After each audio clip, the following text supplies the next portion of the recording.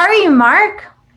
Victoria, I am so well. I am so well, super well. Sun is shining. Life is good. There's a pandemic still going on, but I refuse to just keep my eyes clouded. There's too much still left to do in life to be held down by anything that's going on. So Why is it that when I talk to you, I'm just like infused by like vitamin everything, vitamin C, vitamin D, energy, endorphins. It's incredible. Mark, I'm so happy to have you here. I'm happy you're amazing.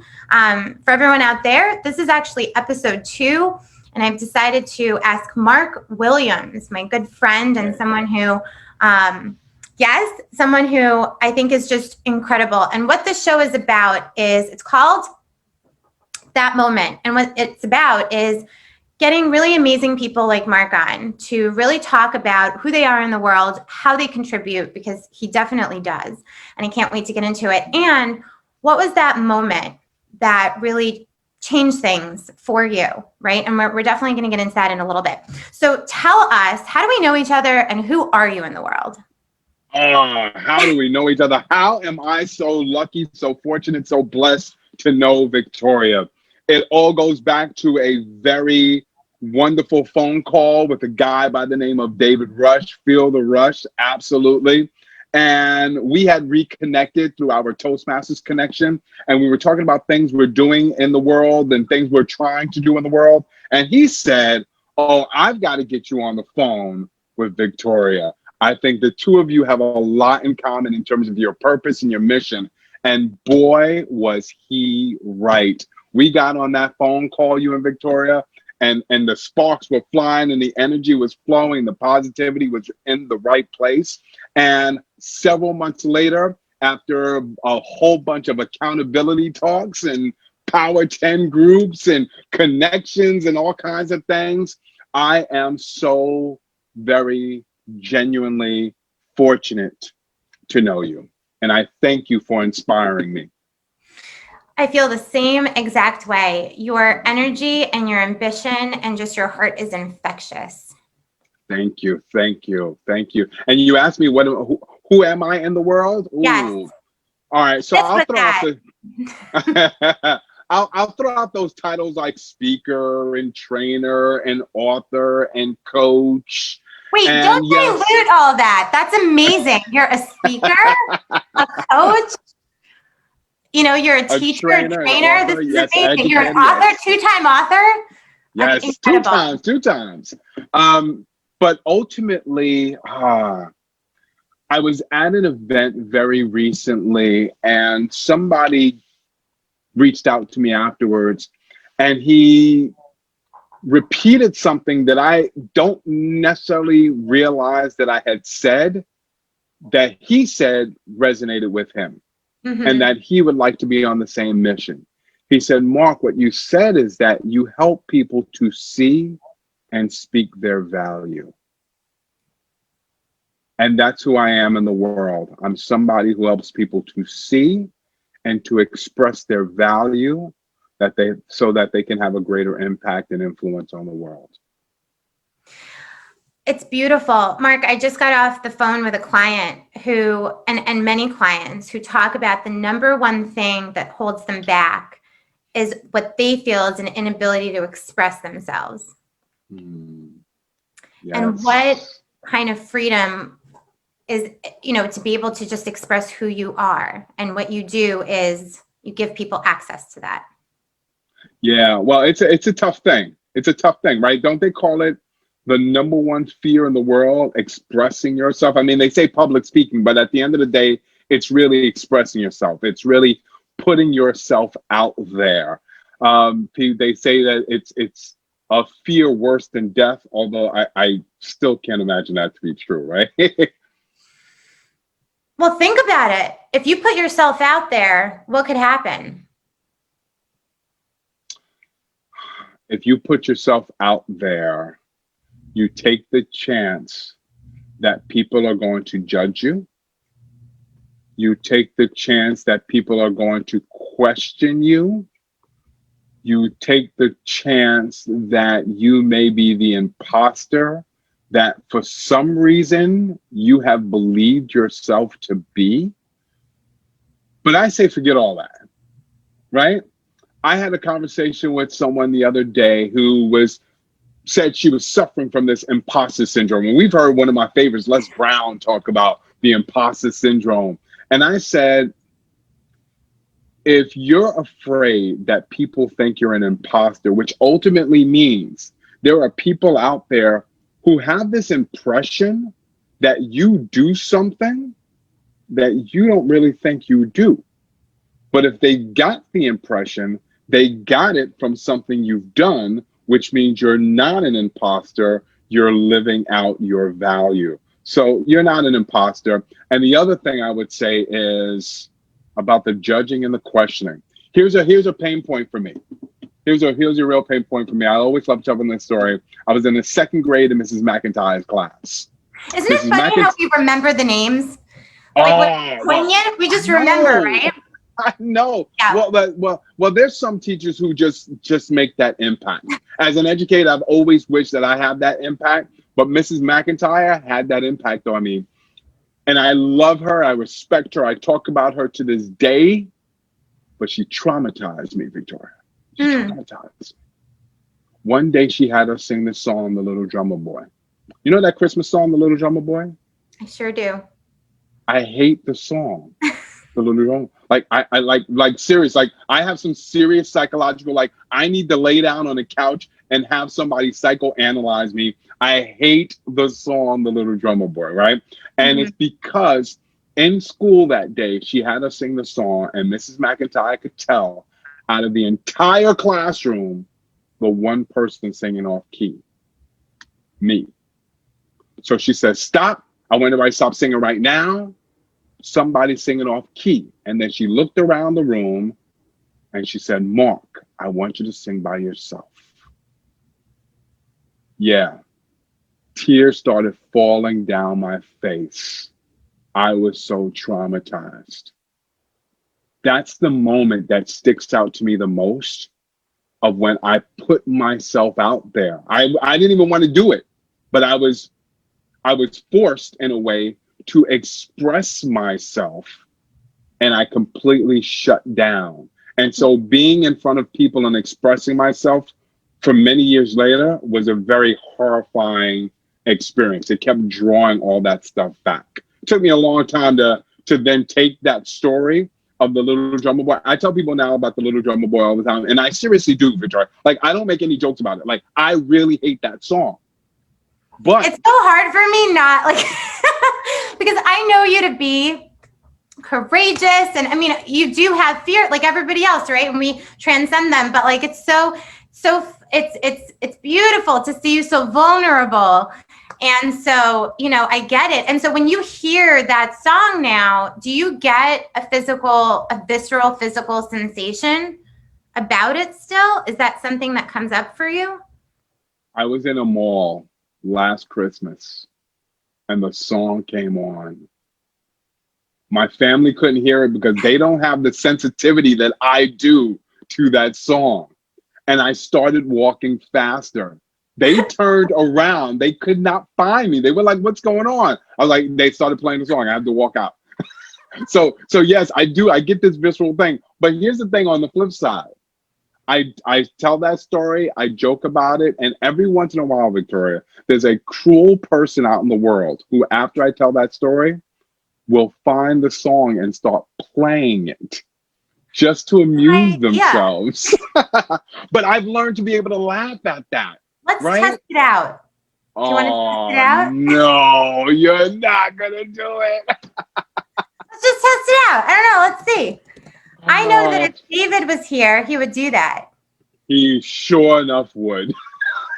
I'm just wondering, like, is this good grammar and spelling are important? Let's see. But if you want to write Skip essays the ad. that inspire, Testing me. She's testing. Oh my goodness. This is pentatonics, though. This is like a cool version. Maybe like. Is this it? Is this it? I don't think I've ever heard this version, right? Let's look at it. Oh, oh, oh,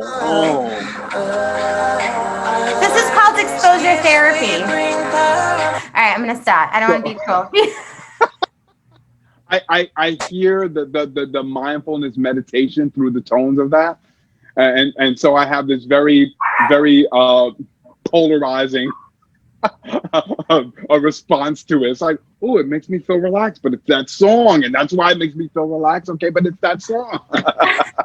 I love you, Mark. Thank you for playing along. You're welcome. Take a deep breath together. Yeah. So tell me, is that the moment that you were going to share, or is that a moment that created, a space of empathy that you have for people who are afraid of, self-expression? Because that's definitely a moment. It's definitely a moment. It's a moment that I share a lot. So I do think it's a very important point that I share. And the reason why I share it, and no, that wasn't the moment that I walked into this space thinking about sharing today. Great. But it is a moment that I talk about a lot, because I do think that it's very important for us to pinpoint that defining moment of stress or trauma, and to find a way of using your own traumatic experience as an opportunity to help other people, right? So in other words, whenever I tell that story, it's usually when I'm either coaching or training people around public speaking. I've taken this very painful and stressful moment and use it to teach other people how to be expressive. So that moment is no longer painful for me. It is now a springboard that I use to help other people. And if you can find the power in your pain to empower other people, then you can listen to that song. Right? I love, and I research this, I do this, I love it. But if you can find the power in the pain, then that is the ultimate gift and contribution. You are able to see yourself and what other people are going through, and then provide them. Like, literally, I think one of the biggest gifts that you can give to kids that you work with, Mark, is like, you literally provide them with, like, I know where you're at, and I know, like, the possibility of where you could be, and I'm gonna, like, walk with you on that journey. I'm not gonna push you. I'm not gonna pull you out of where you are. I'm gonna be with you where you're at. And I can see the possibility of where you can be on that stage and in front of people and being expressed. And you do that. I love the way you just put that. Wow, that was great. Beautiful. And you're right. You're right. Wow. And you do That's it with why I love kids. what we do. Yes. Well, I love working with kids. And I love working with kids because when I reflect on my life, that is where I've had some of the toughest pain points. And and I want to share that, but first I want to say this. Someone once said to me that when you think about your purpose in life, your mission in life, the things that you're working on, trying to do to make a difference in the world, it's not what you're doing, but it's who you're doing it to or who you're doing it for, right? In the business world, we call that the ideal client, right? Who is that person that you're trying to help? Who is that person that you're trying to serve? And this person said to me that ultimately, the person you're trying to serve or trying to help is that younger version of yourself, right? So I'm always out there working hard for little Marc Williams. I'm touched by that, because that's, as you were even sharing it, I like had it in my heart and in my head about what that was, for sure. Yeah. Well, can I tell you, and I wrote about this in my first book, so for many years, the titles of your book, by the way. Yes. Okay. So, in terms of public speaking, my second book is called The Rules of Engagement for Public Speaking. That comes about, it's been about 6 years after my first book. My first book was called Beyond Limitations. I said was, it still is. My first book is called Beyond Limitations. And I wrote Beyond Limitations for a group of kids. Beyond Limitations actually started off as a speech, as a 20-minute speech, when I was asked to speak to a group of kids after the organizers' first choice for a speaker canceled out. So I won't even say I was a second choice. I don't even think I was considered to be a choice, but they needed to find somebody. And then she reached out to me, and I wasn't sure if I should speak. And she said, you're like a role model to these kids. And I was very uncomfortable with that title. I mean, that carries a lot of weight on anybody's shoulder. But this was a friend, and Victoria, when you have true friendships like we do, you do what you can to be there for your friends. So I thought, well, if I've done anything that's role model-ish, what got me to this point? And I started reflecting on my childhood. And one moment that I spoke about that I had never spoken about in public before then was when I was about 4 or 5 years old. I was living in Brooklyn, wasn't the greatest of neighborhoods.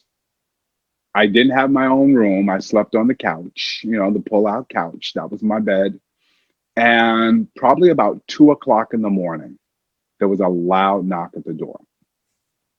The man who I thought was my stepfather, and I say that very strategically, the man who I thought was my stepfather went to open the door. And as he turned the knob, 2 men forced their way into the apartment. They pushed him towards the back room where he and my mother were. And I remember getting up off of the couch and peeking behind the corner of the wall. And I saw these men rip the telephone cord out of the wall, and I heard my mother scream. I consider myself to be the world champion of mama's boys. I say that with pride. I don't just say that with jest, right? And hearing your mother scream is one of the worst things ever. I heard you talk in another conversation about how you have this tradition. So I'm just working on my lighting. There we go. I heard you mention when you talked to Heidi that you have a family tradition of giving your mother flowers on your birthday. I wish I had practiced that tradition when I was a little boy and way before my mother passed, right? That's how much I love my mommy, right? Hearing your mother scream is for me the absolute worst, most horrifying thing ever. When I heard that, I snuck back to the couch and I climbed underneath the pillows of the couch. And I closed my eyes so tightly that I fell asleep. When I woke up the next morning, I was standing in the kitchen. My mother was sitting in a chair, silent. There were drops of blood on the kitchen floor. The man who I thought was my father had been murdered that night. My family had us moved out of that neighborhood faster than you could think, and we never spoke about it again. I was so young that I believe my family didn't even think that I could comprehend or even understand, or maybe didn't even see what happened. And as a little, very compliant boy, if nobody was going to talk about it, well, then I wasn't going to upset anybody, and I wasn't going to talk about it either. And it was probably much, much, much later in life, even after I lost my mom, that I asked my aunt about the entire experience. I've carried that experience with me for many years. And not to make light of it, but I'm going to make the comparison to my Mrs. McIntyre story. I held that story in for many years because it was very painful. When I was asked by my friend to speak to these young kids, I suddenly found the reason why I needed to talk about my pain. Because if I could tell them what I had gone through, I could tell them what they can get through. I could let them know, as you so eloquently said, I understand, right? And now I'm not going to push you to the next level, but I'm gonna walk alongside you on this journey until you can get to the other side. Because it is my belief that everybody can get to the other side and rewrite their story. And so that's one of the most painful memories I have. And it's my first memory as a child.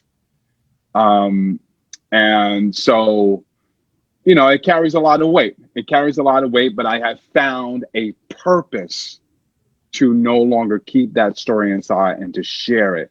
And Victoria, I think that's what I'm always trying to do when I'm working with people. Find the points in your life that were traumatic, that were stressful. Find the points in your life that were maybe happy. Maybe they were miserable. Maybe they were tough. Maybe they were challenging, whatever the case may be. But for some reason, you might think it's holding you back, but there's power in that. And you just have to be able to find a way to, you know how they always say, turn your mess into a message? Yes, I think I said that. That came from, yep, turn your mess into a message. We can't coin that. That came from someone. I know. But yeah. But it's so good. It's so good. And, you know, first of all, can I just say, I'm like holding myself back because, you know, there's so much there. And, you know, I just want to excavate it because it's so much power in like what you just shared. One of the things that I think is so incredible is so many of us have these moments of deep challenge. Everything from relational stuff that happens to things that occur that we never thought would ever happen to us, right? But not all of us always know, like when they say in business, right? Like, what's your story? Like, tell your story, right? Like you're writing your bio, like add your story. It's like, okay, but we're not always present to the event that created the reason why we wake up in the morning, the reason why we contribute, you know, the reason why, like our why. And so like, what was that process of you becoming present to that story being so pivotal to your why? Was it something that was always present to you, or was it like when you were asked, like that just came up for you as like a perfect, you know, synergy of, you know, what was that? Maybe if it's something you can't describe, I don't know. You know, I think back to that moment when after my friend had asked me to speak to the kids. And I asked that question, how did you get here? And so, by the way, I think that's a question that really helped me. And that's a question that I offer to a lot of people. What got you here? Right? Because there's so much power in that question. It's about it's a question of journey, but it's also a question of triumph, right? Because when you ask what got you here, that's a question of triumph. And so now you're celebrating the moments that led up to it, even those painful moments that led up to it. After she asked me that, I remember sitting down in my house and I took out a piece of scrap paper and I just started writing down what were the moments. And, you know, I probably could have skipped that moment. But I think the one thing that we sometimes don't like to talk about, and this is why, by the way, I'm so happy that you're doing this. Because we are quick and easy to celebrate all of the great things that are going on. We're so quick and easy to celebrate all of the happy moments. But there's not a person alive who we even aspire to be, who inspires us, who motivates us, who hasn't gone through the mess. Right? You think of the Oprah stories. I always used to tell the Nicki Minaj story. These are stories of people who, like, we celebrate them where they are right now. And then we hear the story about what they went through. And I often think that we need to speak more of what we went through, right? Because think about it, anytime you speak to somebody who is struggling, sometimes they think, yeah, but you don't get it. They think that they're the only one struggling the way that they've struggled. And so the common thread is not always the happy moments. The common thread is not always the things we celebrate. The common thread is actually the struggle. And even if my struggle is a little bit different than your struggle, there's something about my struggle and your struggle that is somehow connected. And if we can speak about that connection and you can understand, I had it tough too. And I know you had it tough too. And I got through it. And this is how I got through it. So you asked me what got me to that point. It really started with the question, what got you here? I love it. That's a takeaway for me, to really ask others and ask myself, what got me here? You know, one of the hardest things, Marc, is when I'm going through a tough moment right now in my personal life. And you think, like, when you're in those moments of all the feelings that come with the struggle, right? Because when we're struggling, we're not just suffering. It's very different than suffering. When we're struggling, everyone suffers when there's pain, but struggle is like real. You know, it's like, I'm just going to look at the meaning of this. I'm going to like, look, where did it, like, why, and, I'm going to get help. So struggling is a thing that we do. And it's not always easy in that moment while you're in it to appreciate it, and so do you have any, I know you work with kids, and I mean, honestly, we're all kids. So do you have any, all of us, I mean, I still, but do you have any advice from your own experience for people? I mean, I think that what got you here is a good piece of advice, right? Ask yourself, what got you here? And then, if they're struggling in a moment right now and they're just pissed off at this question, what got you here? They don't want to deal with dealing with, what would you say to them, in this moment of struggle, this challenge? 3 words. Let it out. I had a conversation with someone the other day who was struggling with, he was actually struggling with applying for a new job.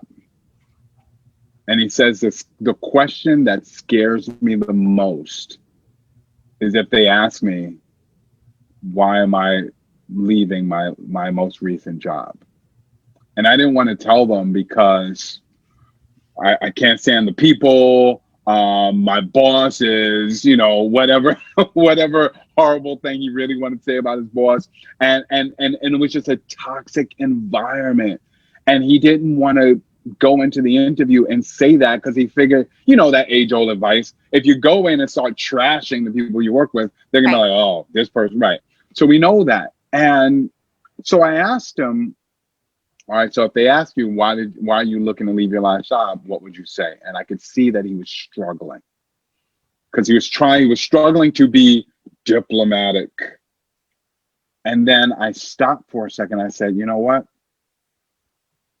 Don't try to be diplomatic right now. We're not at the job interview. It's you and I talking. Tell me how you really feel. Let it out. Say it the way you really wanted to say it. And I will tell you, Victoria, that he started saying a whole bunch of things and he was getting choked up. And he apologized for being choked up because for some reason we like to apologize when we get choked up and emotional. I know. Yeah. Right? But he experienced all those emotions. And once he got it out, we were then able to pick apart what he could say that celebrates not the pain he's gone through, but the vision he has for himself moving forward. Mm-hmm. And he wrote to me the next day and said they offered him the job. Ah, love it. Yes. Amazing. But it all began with those 3 words, let it out.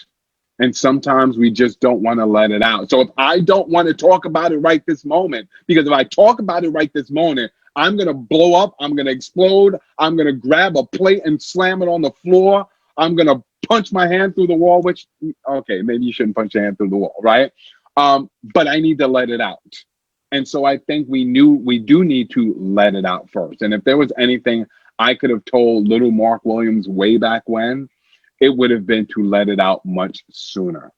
But for whatever reason, I was meant to let it out at that moment. And I'm glad that I finally did. So I don't think there's a timeline or a deadline on when you have to let it out. I don't even think you have to let it out in the moment when you're feeling it. Because I agree with you. I think that's really hard to now try to rationalize and coach yourself in the moment. But at some point, let it out, process, find the value in it that can be valuable not only for yourself, but to other people. And I think that's how you move forward.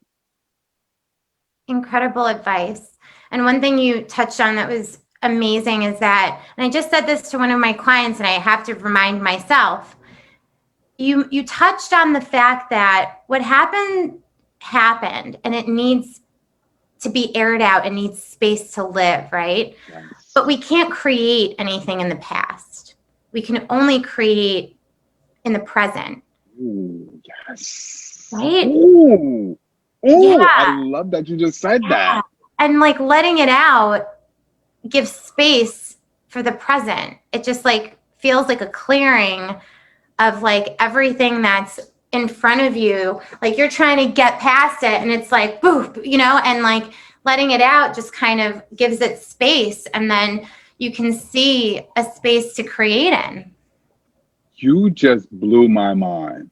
By the way, I'm gonna always throw praises at you, right? And I'm gonna make do that a lot. I'll take it. I like it. I mean, I'm just, Marc.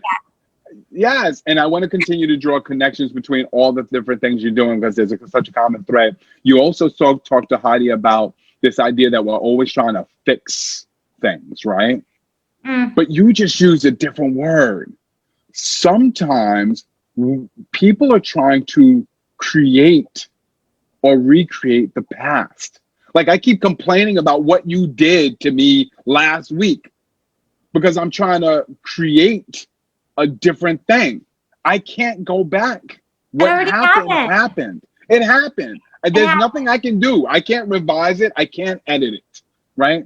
All I can do is move forward. I can learn from it, but I can't fix it and I can't create it, but I can create the future. I love the way you said that. I got to write that down. You write that down, Marc.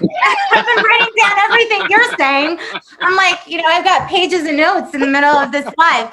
I mean, just having these conversations it's humbling. It's eye-opening to me. I mean, I do this for a living, but I will, and I'll say this on live, like doing it with someone when they're going through their pain is very different than taking this on yourself. And I am at fault for not always practicing what I preach. And it comes out, Marc, I don't know if this is another thing.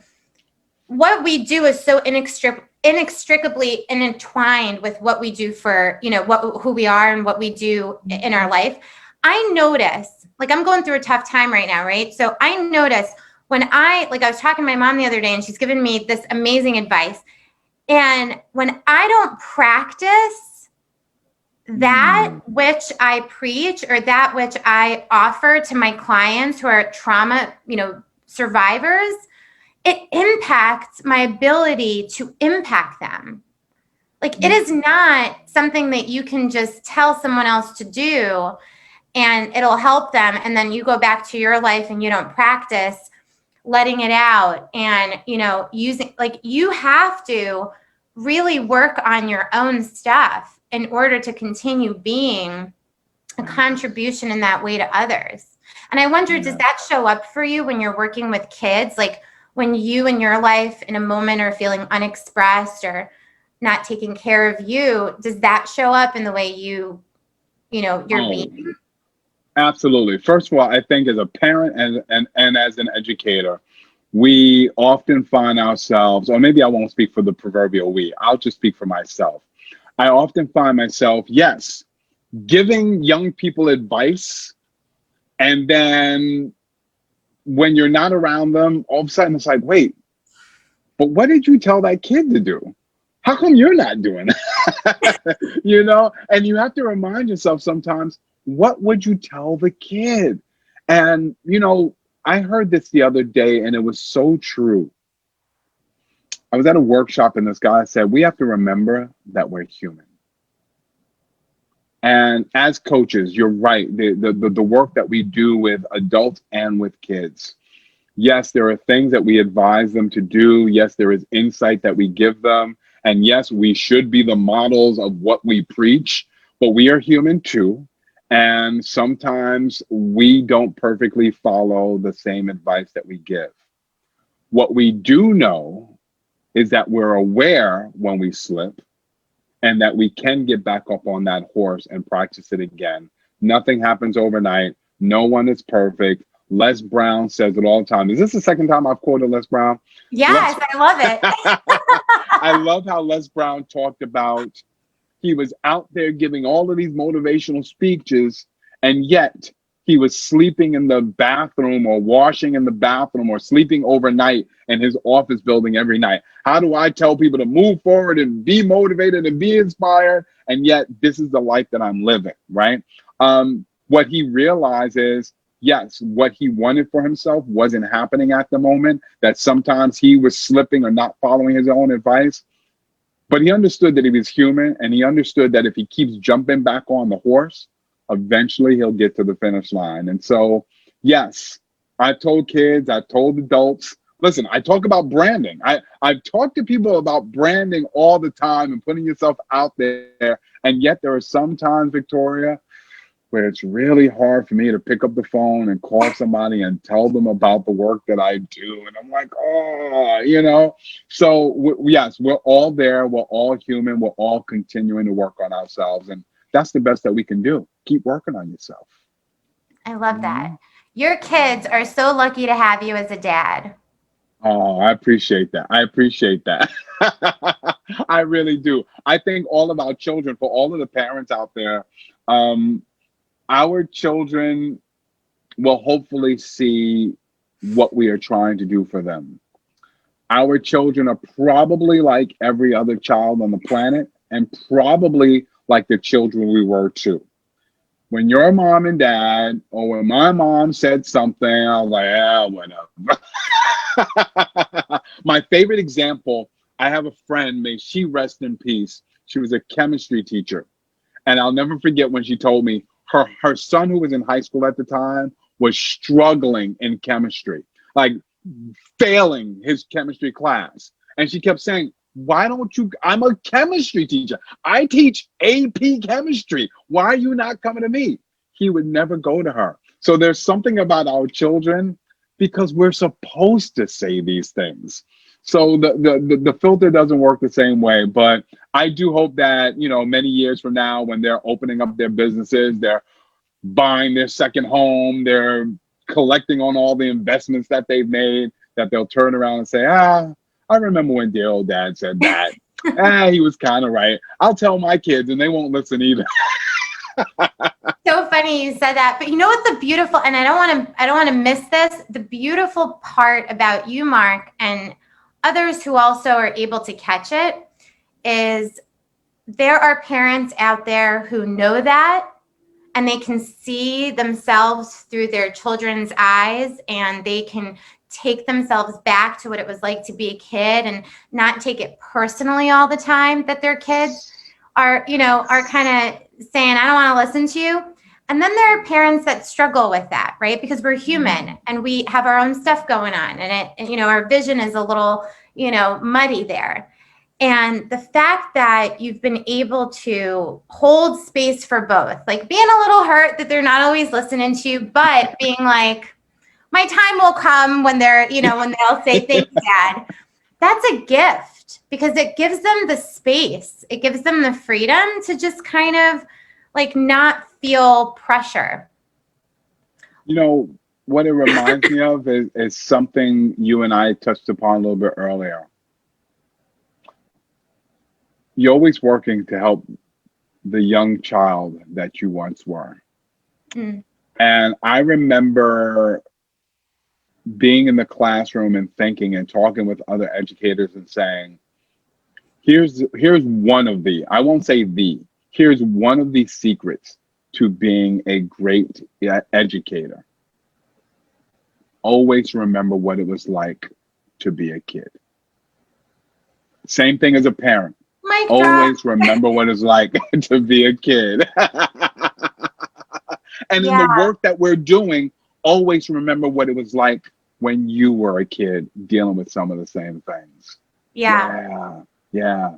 That's one of the keys. That's one of the keys. So yeah, I remember what it was like being a kid. I didn't always listen to my mom, even though I still claim my title, World Champion of Mama's Boys. I love that. What an incredible talk with you. And Yes, I really want you to tell people, I know you told them a little bit, but what exactly are you doing right now that you're offering so that people can get in touch with you and also know what they can get involved in or what they can get their kids involved in? And I just want to say before you even talk about it, that if I had children right now, they would be in like the Marc Williams School of Life. Like right now, like how old can they be for them to be in the Marc Williams School right now? Just because, you know, it just gold comes out of your mouth and heart. So tell us, how can we get in touch with you and what are you doing? All right. So you can get in touch with me. My website is Marc Williams Speaks, MarcWilliamsSpeaks.com. It's also my email, markwilliamspeaks@gmail.com. So that's how you can get in touch with me. I'm also on Instagram. I'm on Facebook. I'm on social media. What do I do? As a public speaking, professional branding, and personal development coach, I do a number of different keynotes on public speaking. That's one of my favorite things to do because I love teaching people how to express their ideas to influence people. I do a lot of coaching one-on-one with people who want to become stronger communicators. I also do a lot of career coaching.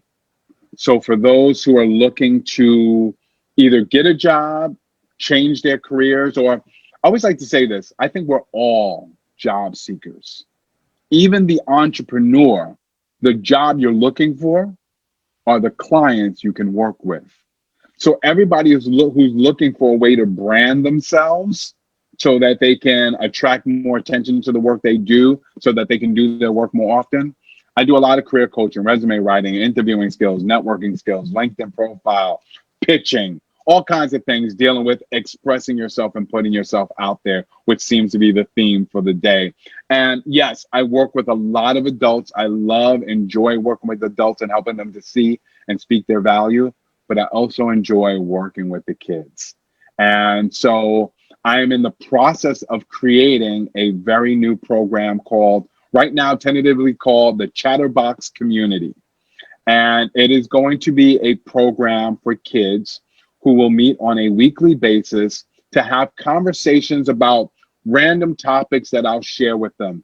And the topics are not only meant to get them to talk more often and to feel comfortable talking and expressing themselves in groups, but also the questions are designed to help them to become more self-reflective. Because the more self-aware we are, the more comfortable we are, the further ahead we can move. So I encourage everybody to look out for the Chatterbox Community. I'll be putting more information on my website and on social media platforms. Let's get your kids involved because Barack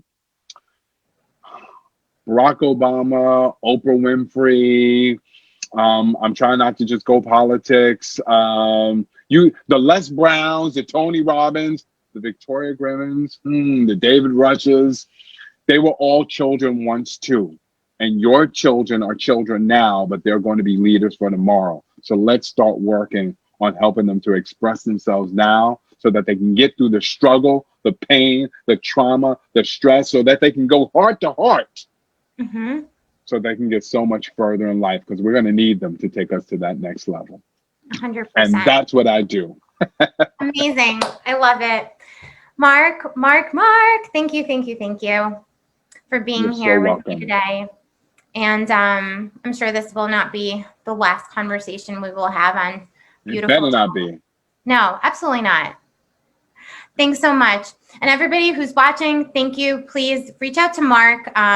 He is incredible. And join me on the next episode of That Moment next week. Have a great day, everybody.